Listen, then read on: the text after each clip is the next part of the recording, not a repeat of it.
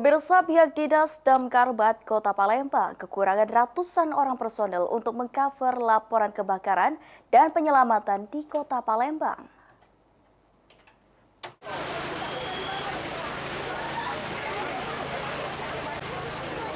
Untuk mengcover pelayanan di wilayah Palembang, pihak Dinas Pemadam Kebakaran dan Penyelamatan Damkarmat masih kekurangan ratusan orang personel.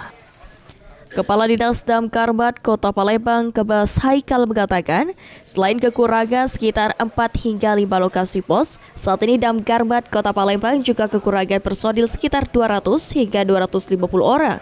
Dan jika 5 pos baru sudah terbentuk, kekurangan personil mencapai 600 hingga 700 orang. Saat ini Damkarmat Kota Palembang hanya memiliki sebanyak 1045 personil. Kalau bicara pegawai, sebelum penambahan pun masih kurang. Jadi, berapa kira-kira kurangnya, Pak? Kalau kurang, sekarang ini lebih kurang sekitar 200 sampai 250 orang. Tapi kalau nanti pos-pos baru sudah terbentuk sesuai dengan wilayah manajemen kebakaran, lebih kurang sekitar 600 sampai 700 orang lagi. Sekarang pegawai kita ada berapa? Ada 1045.